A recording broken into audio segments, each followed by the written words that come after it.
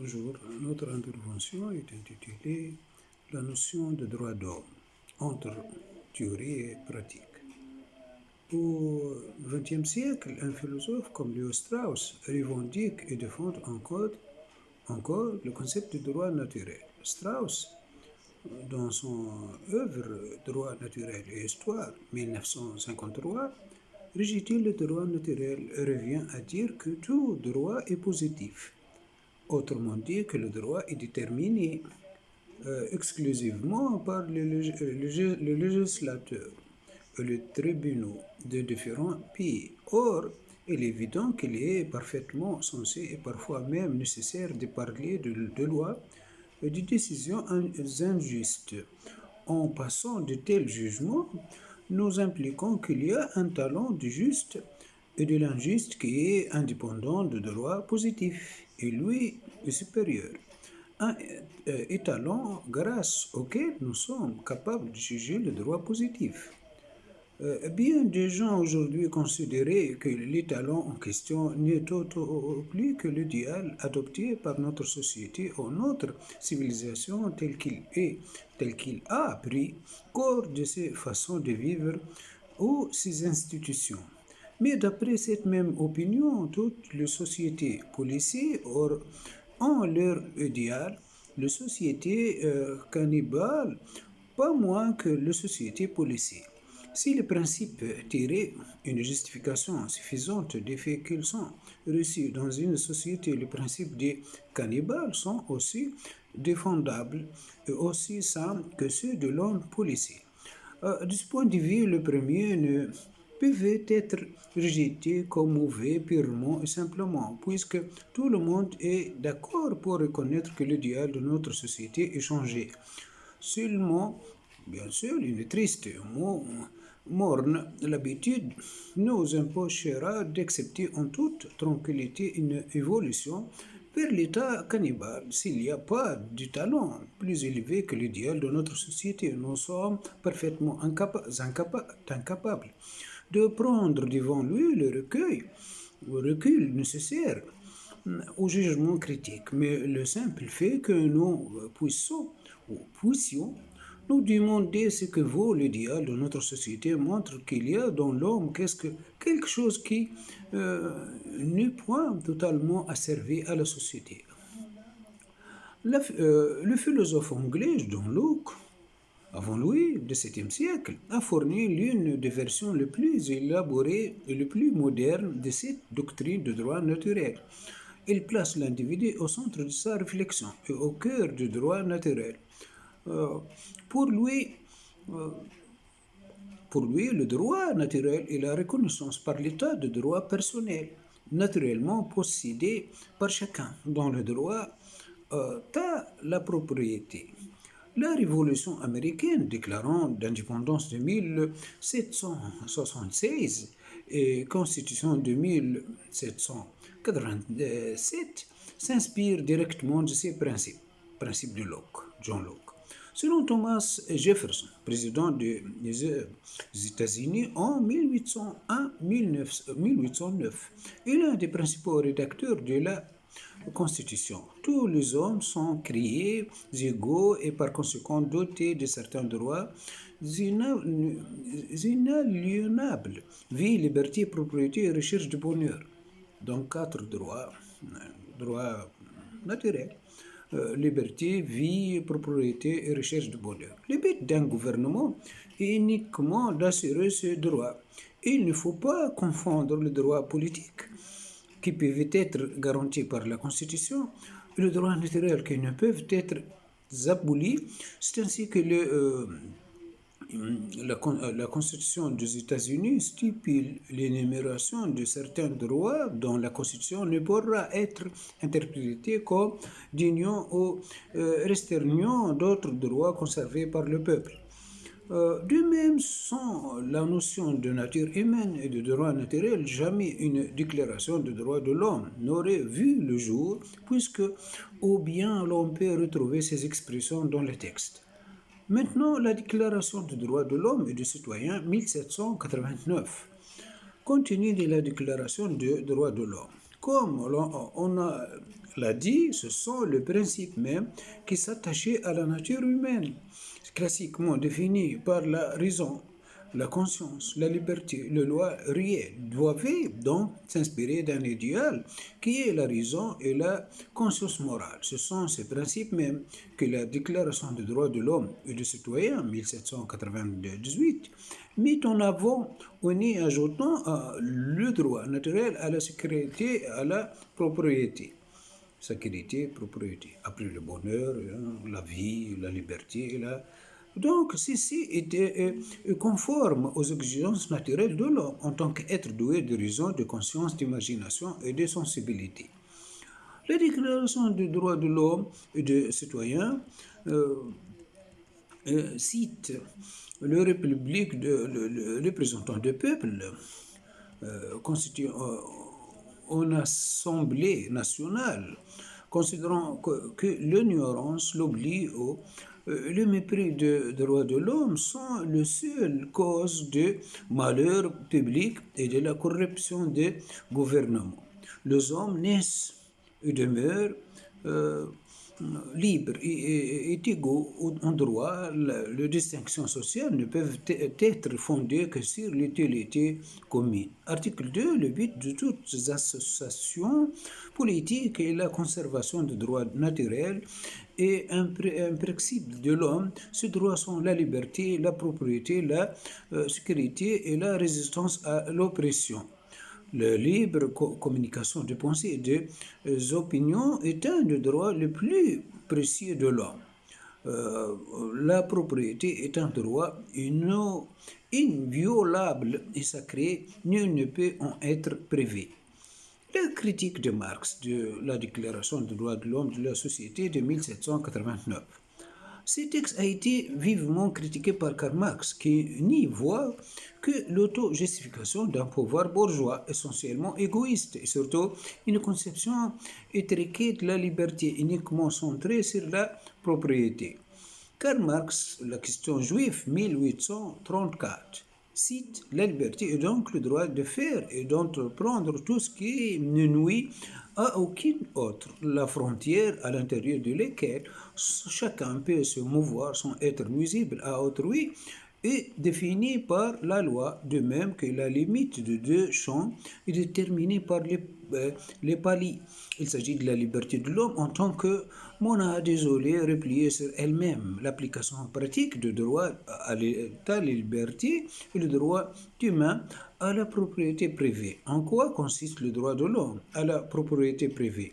Le droit de l'homme à la propriété privée est donc le droit de jouir et de disposer de sa fortune arbitrairement, à son gré, sans rapporter à d'autres hommes, indépendamment de la société. C'est le droit à l'égoïsme. Cette liberté individuelle-là, de même que son application, constitue le fondement de la société bourgeoise.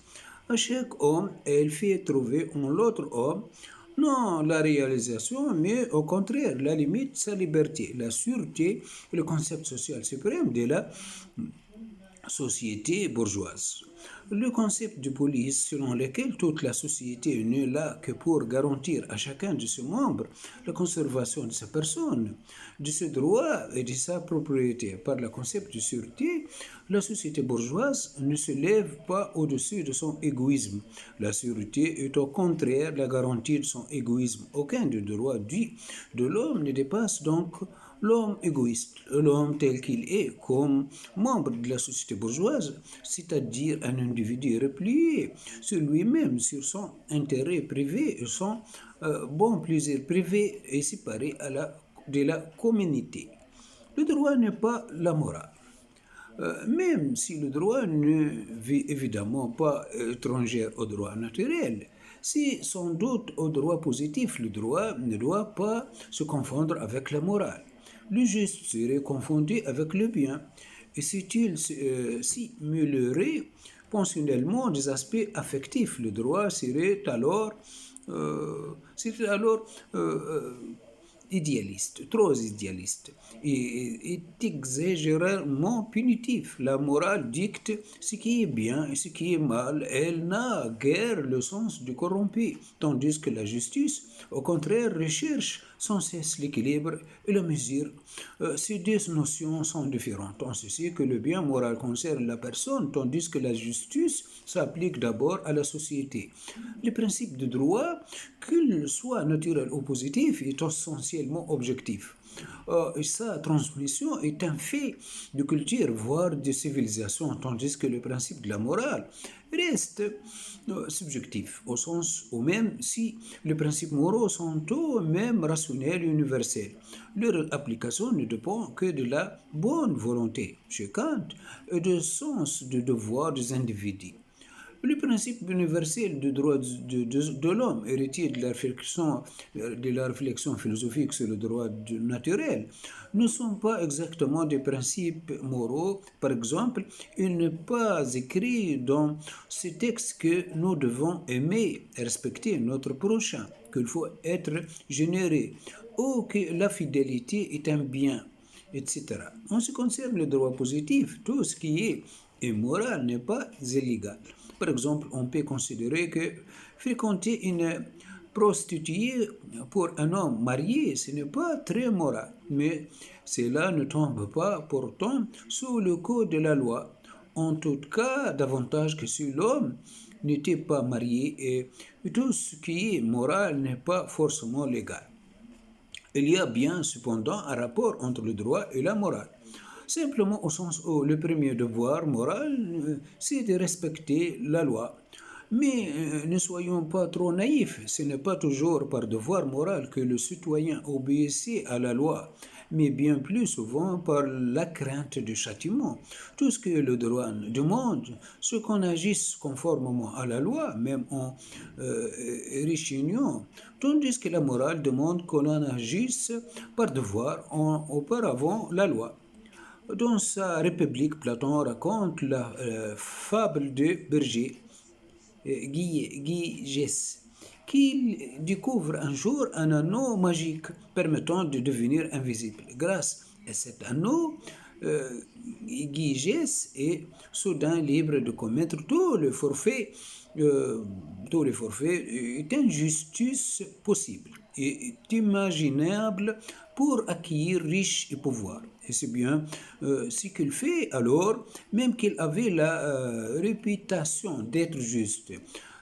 Aucune bonté donc naturelle, ni aucune moralité ne tenderait si nous avions la capacité de commettre l'injustice impunément. Conception pessimiste de l'homme, mais réaliste.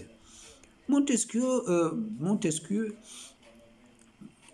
Montesquieu disait que euh, le sujet obéissait par crainte dans une tyrannie, par le sentiment de l'honneur dans une monarchie, enfin par vertu dans une république. La vertu n'étant rien d'autre ici que le sens du devoir.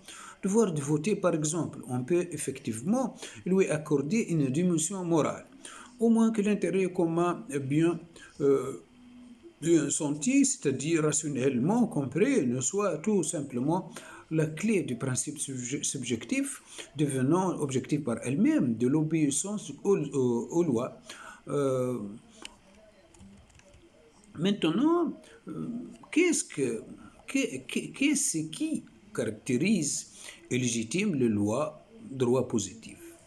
Quel que soit l'intérêt philosophique du principe dit de droit naturel, ne reste pas moins qu'il convient de distinguer droit naturel et droit positif, parce que ce dernier obéit à une logique qui lui est propre, le contrat, et parce que les lois sont autre chose que des principes. Jean-Jacques Rousseau est l'un des philosophes modernes qui sera le plus affranchi de la notion de droit naturel grâce à sa théorie du contrat. Examinons déjà le rapport complexe et ambigu entre la force et le droit. Le droit et la force, donc. Le droit contre la force, en principe. Rousseau explique bien, en principe, la force ne peut fonder le droit. L'expression même droit du plus fort est contradictoire, car aucune force n'est véritablement durable. Or, le droit se définit par sa stabilité.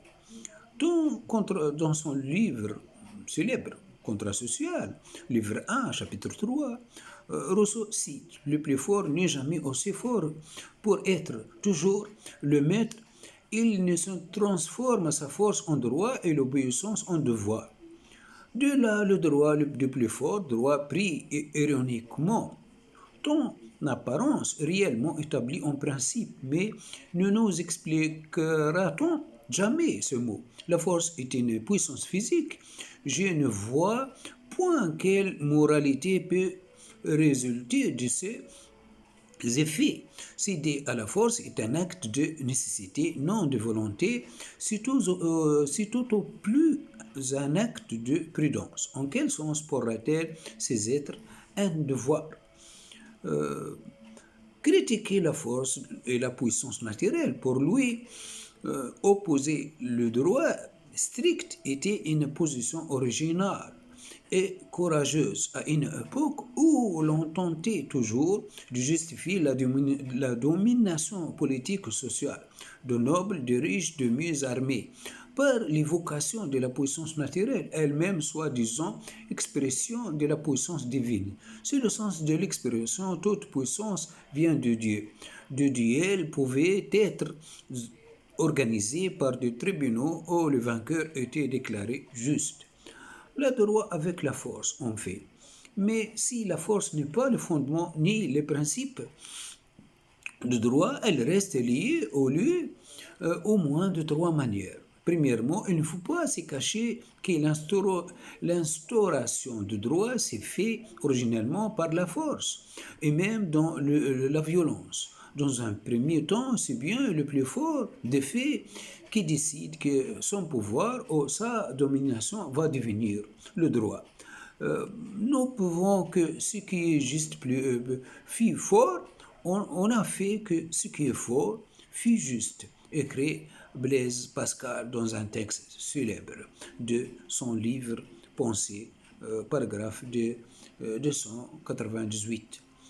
Euh, il est juste que ce qui est juste soit suivi. Il est nécessaire que ce qui est le plus fort soit suivi. La justice sans la force est impuissante. La force sans la justice est tyrannique.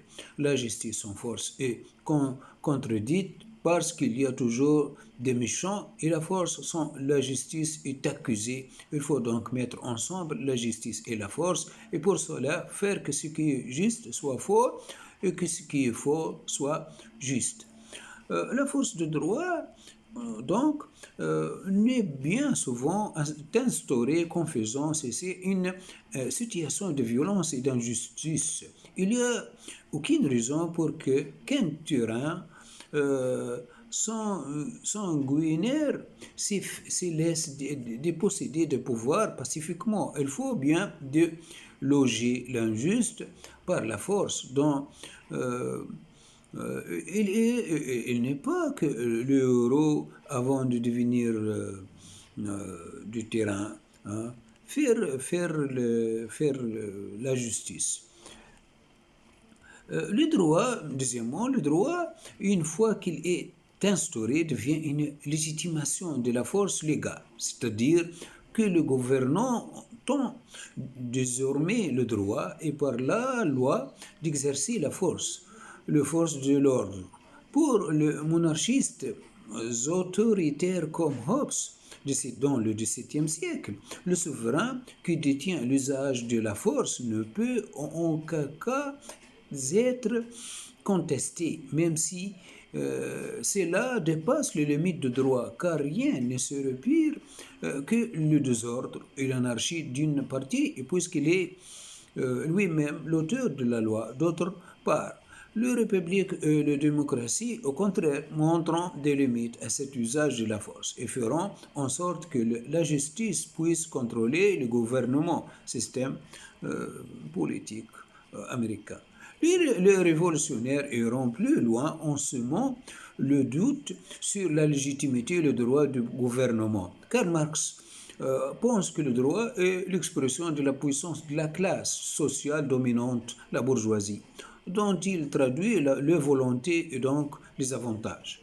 Ce qui est sûr, c'est que depuis qu'il existe des États, entre les trois pouvoirs, exécutif, judiciaire, législatif, le premier semble plus loin, le plus puissant, semble même résumer à lui tout seul le concept de pouvoir.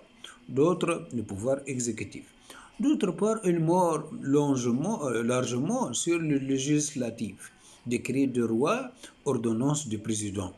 D'autre part, c'est à lui qui revient de toute façon le monopole de la violence physique légitime, selon Max Weber, le sociologue et philosophe allemand Max Weber. Les États modernes se sont dotés d'outils juridiques sophistiqués pour se mettre ou pour se permettre de faire régler en toute légalité une certaine forme de terreur, où l'on peut toujours voir le ferment d'un abus de pouvoir lorsque les circonstances l'exigeaient. La Constitution française de 1958 précise dans son article 16 ce qu'elle entend par état d'exception. Et tout l'on voit qu'il s'agit bien d'un privilège du président. L'article 16 cite lorsque les institutions de la République, l'indépendance de la nation, l'intégrité de son territoire ou l'exécution de ses engagements internationaux sont menacées d'une manière grave et immédiate et que le fonctionnement régulier du pouvoir public constitutionnel est interrompu, le président de la République prend les mesures exigées par ces circonstances. Donc, enfin, troisièmement, le droit, spécialement le droit pénal, ne peut pas s'appliquer sans utiliser la force, parce qu'il est également dans la nature du droit de prévoir des peines et de les appliquer. C'est ce qu'on appelle l'aspect coercitif, punitif du droit. La répression des infractions par la force. Non seulement le droit utilise la force pour réprimer, mais il inflige le mal et la souffrance, la peine, à ceux qui enfreignent la loi. Les forces de l'ordre utilisaient une forme de violence légale autorisée dans certaines limites qu'on appelle la contrainte physique. Stopper les délinquants, les placer en détention, etc. Généralement, cela ne se fait pas en douceur, même si, en principe, faire usage de la force ne signifie pas être violent. Le mode de punition moderne le plus répandu est la privation de la liberté, la prison. Cela concorde avec l'idée que l'on s'est fait à l'époque moderne de la nature morale de l'infraction. Celle-ci consiste à ne pas bien user de sa liberté. La peine morale d'abord, physique ensuite, consiste donc en une privation temporaire de la liberté. Temporaire car la liberté reste un droit humain essentiel, donc l'enfermement à perpétuer sera une sorte de contradiction. Alors qu'autrefois, le supplice châtiment corporel était la forme de sanction privilégiée.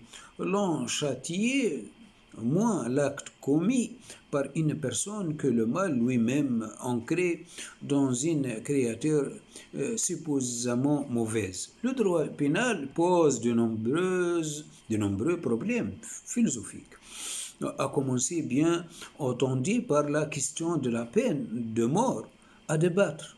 Ou encore, la prison est-elle juste, voire est-il à débattre?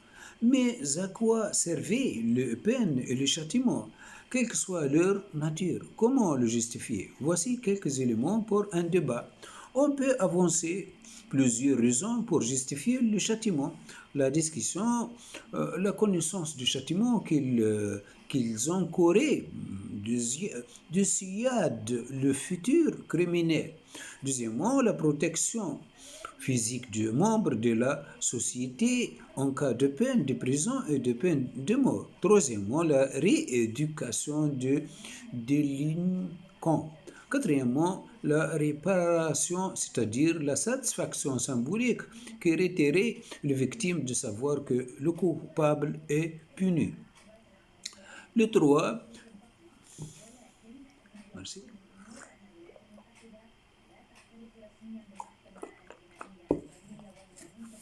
Le coupable. Les trois premières justifications sont d'ordre pratique. Si la troisième raison est bien éducative, seule la quatrième est véritablement d'ordre moral. Nietzsche va jusqu'à écrire: le châtiment a pour but d'améliorer celui qui châtie. Tel est l'ultime refuge du défenseur du châtiment de son côté. Hegel avance que le châtiment, par exemple de la peine à la mort, est le seul moyen de rendre sa dignité au coupable. Car le punir, c'est reconnaître sa responsabilité, sa liberté, donc son humanité. Le fait que c'est un sujet moral. Le pardonner, en revanche, le priver de sa punition, par exemple au nom de déterminisme social ou psychologique. Celui de nier sa responsabilité et pardonner, c'est-à-dire exiger moins des autres que de moi-même. N'est-ce pas une manière de considérer que je suis supérieur à eux? Question annexe. La peine peut-elle être thérapeutique pour les malades mentaux? Maintenant, la légitimation de droit par le contrat. Mais si le droit et le pouvoir politique sont toujours dans le fait, le résultat plus ou moins heureux, plus ou moins équilibrés dans certains rapports de force entre l'État et la société civile. Il n'en demeure pas moins que le principe de droit et donc sa légitimation est ailleurs.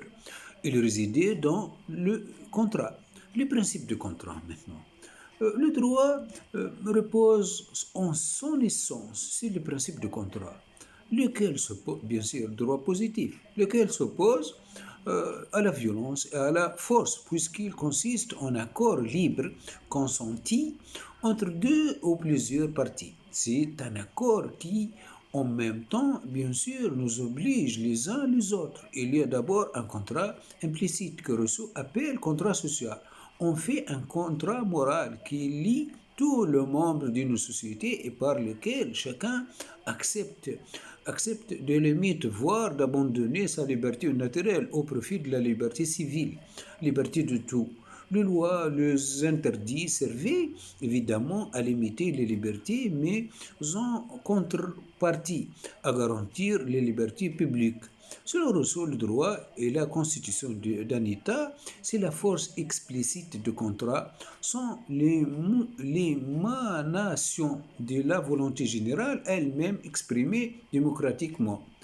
Maintenant, le rapport entre liberté, égalité et fraternité, c'est le contrat républicain. Le contrat social que nous reconnaissons implicitement en tant que citoyens d'une république s'articule autour de trois valeurs essentielles: liberté, égalité et fraternité.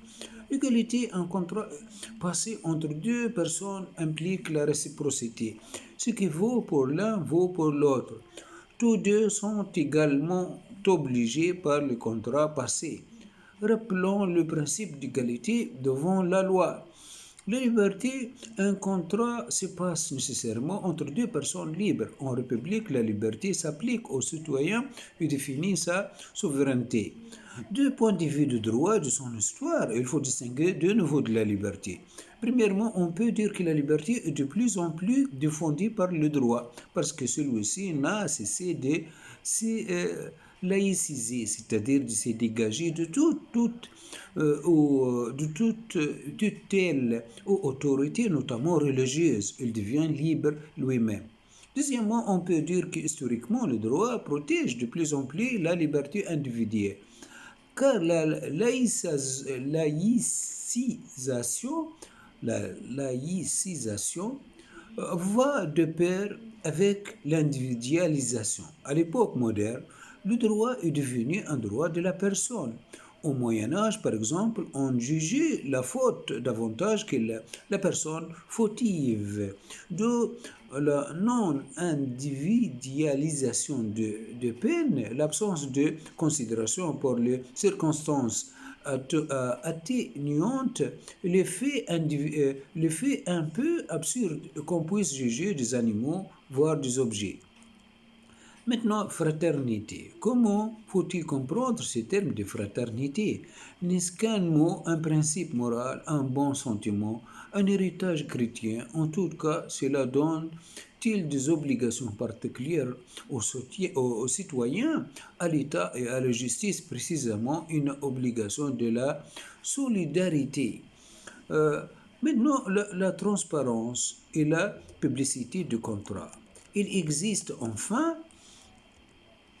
en fin de compte, un critère très important que l'on ne doit jamais oublier car il est ignorant à tout contrat. C'est le caractère transparent, c'est-à-dire public. De contrat, rien ne doit être caché ou dissimulé dans un contrat. En matière juridique, cela se traduit par cet adage très ancien, loi de tout le loi en quelque sorte. Nul n'est censé ignorer la loi. Cela signifie qu'une personne ne peut jamais plaider devant un juge ou devant un policier sans ignorance de la loi pour tenter de s'il paye.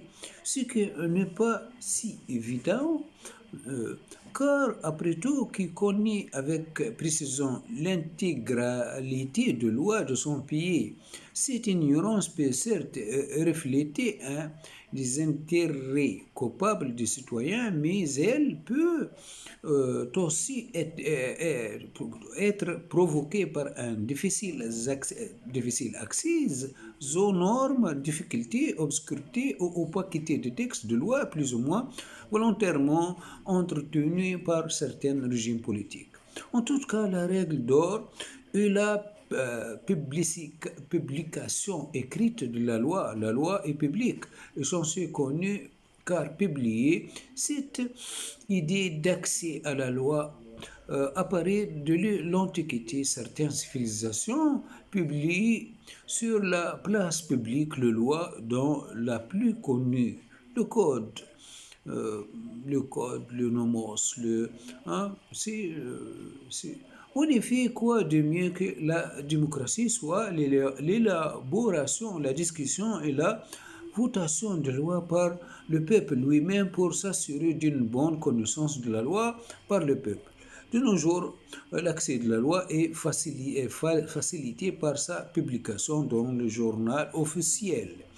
Euh, les lois, maintenant, le domaine de droit.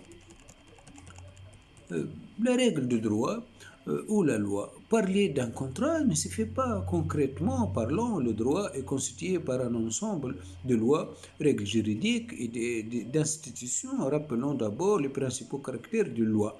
La loi est générale, la loi est générale, la loi est obligatoire, la loi est coercitive. Qu'est-ce que ça veut dire loi générale? Vaut pour tout le monde, mais il n'est pas universel comme la loi morale. La loi est obligatoire, elle ne décrit pas un état de fait, elle impose, mais elle n'est pas nécessaire comme la loi naturelle. La loi est coercitive, elle s'applique aux besoins de la contrainte, à la différence de la loi naturelle et même de la loi morale. Plusieurs autres questions qui se posent au sujet de la loi. Les lois ont-elles une histoire? Que fait la loi? Euh, Aussi, euh, où trouvons-on la loi? En plus, quels sont les différents types de lois? Donc, le domaine de droit maintenant. La principale distinction s'est fait entre droit privé et droit public. Côté privé, le droit civil, appelé aussi droit commun, et le droit du citoyen ou de l'individu en tant que citoyen, comme personne morale ou physique, deuxièmement, comme personne ayant droit à la protection de ses biens. C'est donc son intérêt qui est directement l'objet de droit civil, et non ses rapports avec les autres citoyens. Comme on l'a dit souvent, de son côté, le droit public concerne les lois. Oh, cette fois, c'est l'intérêt de l'État qui est en jeu. On peut citer le droit administratif, le droit des finances publiques, le droit constitutionnel qui fixe l'organisation, la structure de l'État, président, sénateur, député. De son côté, le droit pénal apparaît comme l'essence même du droit, car c'est lui qui répond directement à l'infraction, plus généralement à l'injustice commise. S'il n'y avait pas d'injustice, tout au moins de violence perçue comme injuste, il n'y aurait tout simplement pas de droit. Il nous reste à étudier les conditions et les définitions de l'injustice. Maintenant, quatrièmement, qu'est-ce que l'injustice? Le degré de l'injustice. Euh, Injustice relative, injustice absolue. Définition de l'injustice. Rappelons bien les principes de bon sens. Euh, Énoncé par Aristote, il n'y a pas d'injustice s'il n'y a personne pour nous la faire subir. L'injustice est donc une situation qui implique une victime ou un coupable. Et il n'y a pas d'injustice dans la nature entre animaux, etc. Il ne faut donc pas confondre l'injustice avec un simple malheur qui peut être causé par une catastrophe naturelle, une mort accidentelle ou autre.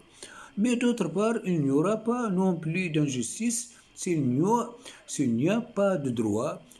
Donc l'injustice consiste précisément à être privé de quelque chose auquel on a droit.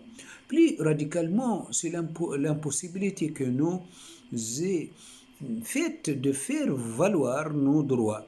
Enfin, en vue de définitions encore plus précises, nous distinguons deux formes d'injustice: l'injustice relative et l'injustice absolue. La première est de loin la plus courante, mais la seconde délivre l'essence même de l'injustice. Pour cela, distinguons avec les philosophes contemporains Jean-François Lyotard le tort et le dommage. Le dommage est l'injustice relative ou l'injustice relative. La première forme d'injustice est relation au sens où elle n'est que provisoire. Elle est réparable justement grâce à la justice. Un dommage porte atteinte à une personne assez bien, ou assez bien donc directement au droit de cette personne, parce que l'effet d'être victime d'un vol constitue en termes de droit un dommage. Après avoir fait constater le fait par parole, euh, par la police, le citoyen porte plainte, il devient le plaignant. S'il faisait, il déclenche une action en justice menée par le magistrat compétent. Il s'agit bien d'une injustice, mais si le voleur est arrêté, si l'assurance de dommages le client, etc., le dommage peut être comblé et l'injustice réparée, notamment par le paiement de dommages et intérêts. Maintenant, le tort ou l'injustice absolue. Le tort, pris dans un sens très particulier, sera, serait une attente à la personne particulièrement grave, de telle sorte qu'il n'admettera aucune réparation.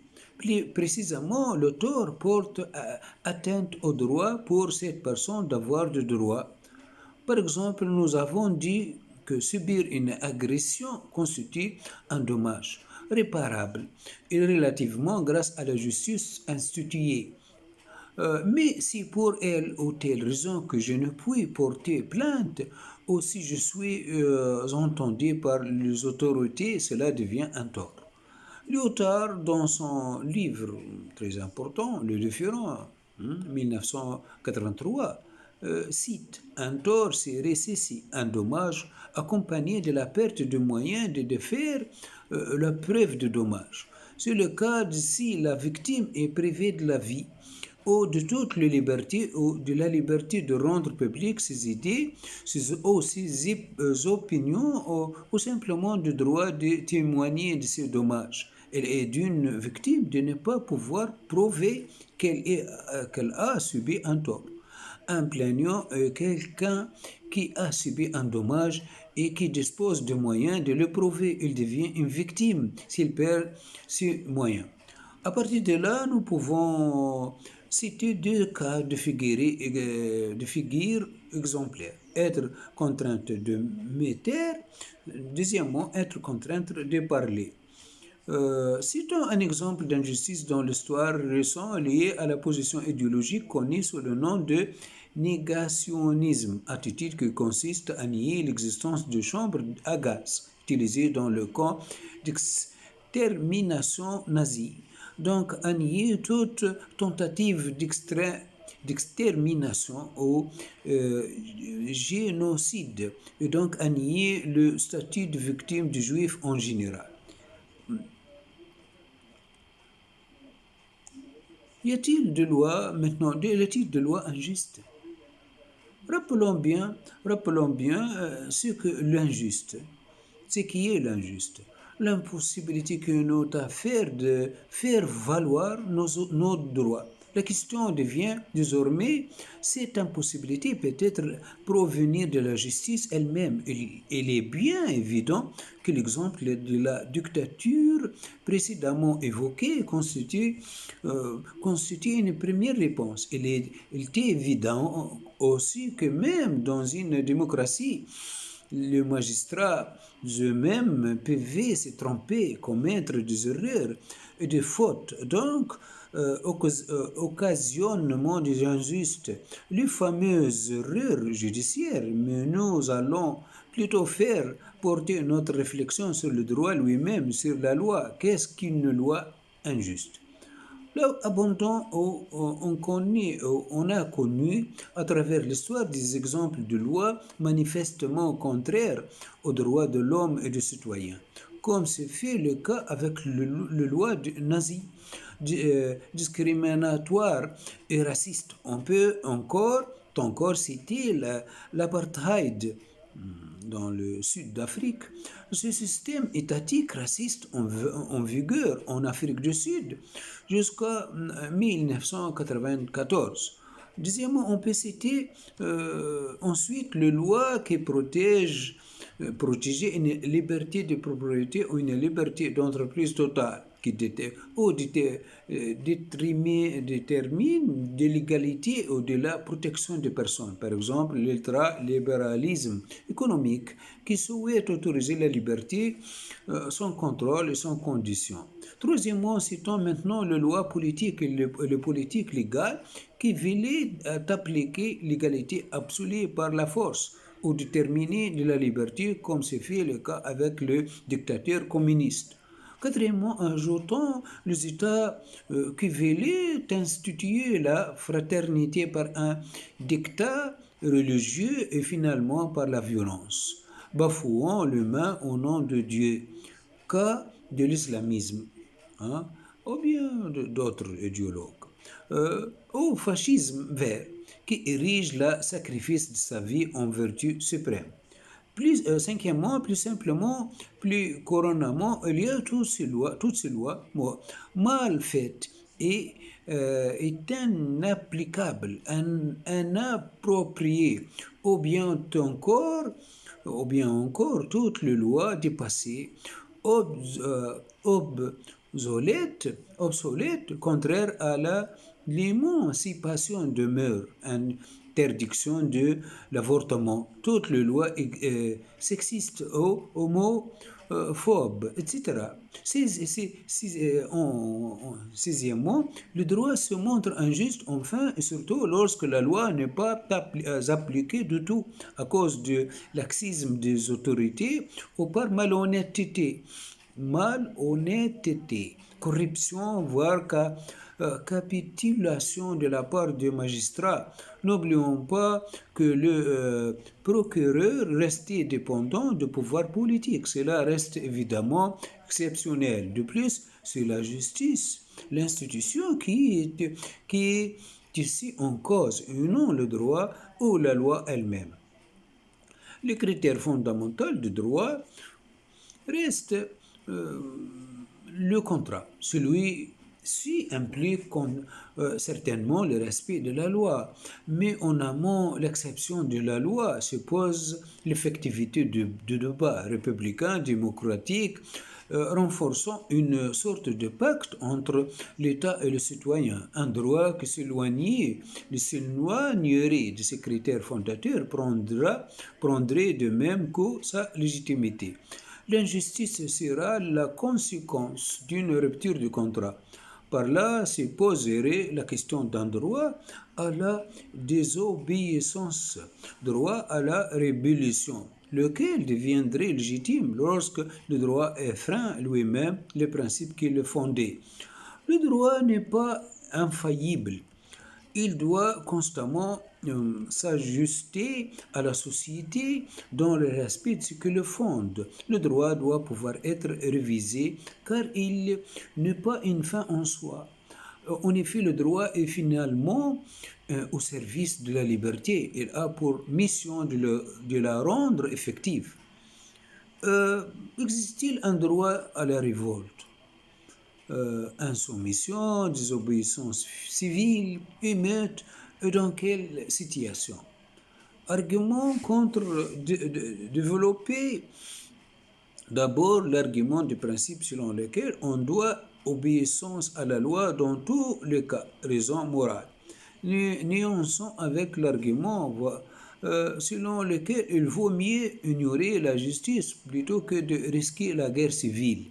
Puis l'argument de Kant selon lequel dans une république, le peuple se révolterait en quelque sorte contre lui-même, ce qui est illogique. Argument pour l'État n'est pas neutre, il est le représentant de la classe dominante, par exemple la bourgeoisie. Donc le droit non plus. Dans certaines situations historiques, la révolte et la violence qui l'accompagnent devient la seule solution pour faire cesser une injuste. La désobéissance à une loi ou à un ordre est un devoir lorsque ceux-ci sont eux-mêmes illégaux et inhumains. Exemple, un officier ordonnant aux soldats de tuer femmes et enfants. Euh,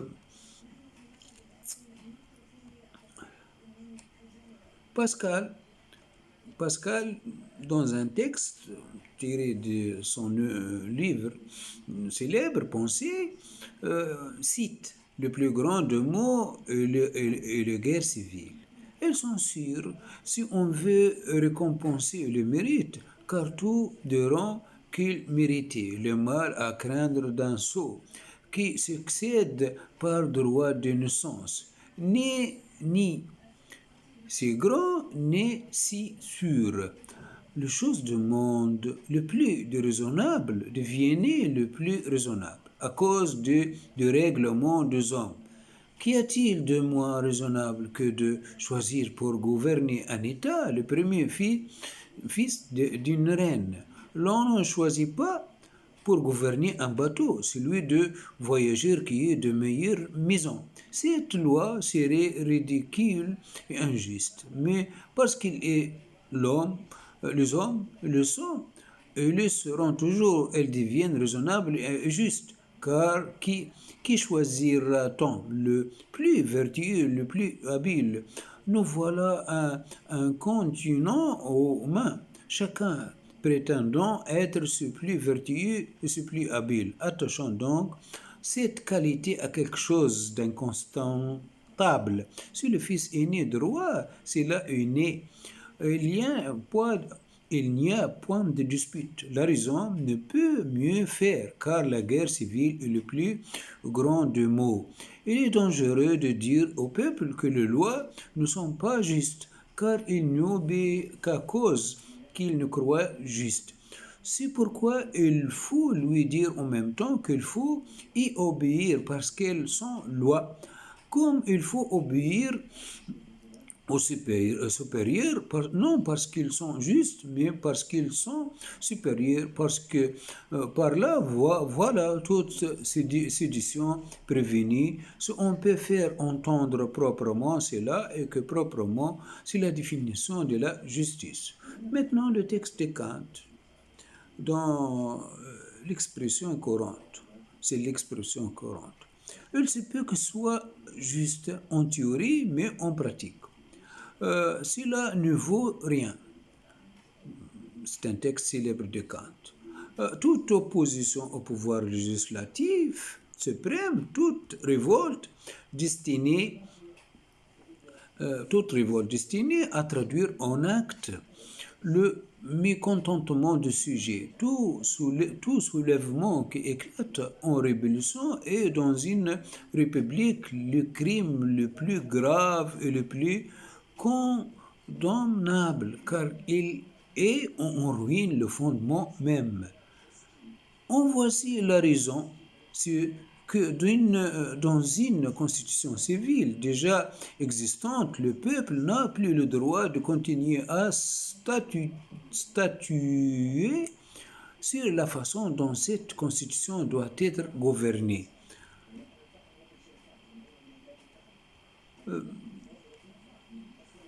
Car supposer qu'on ait le droit, justement le droit de s'opposer à la décision du chef réel de l'État, qui doit décider de quel côté est le droit. Ce ne peut être aucun de deux, car il serait juge dans sa propre cause. Il faudrait donc qu'il y ait un chef au-dessus du chef pour trancher entre ce dernier et le peuple, ce qui se contredit.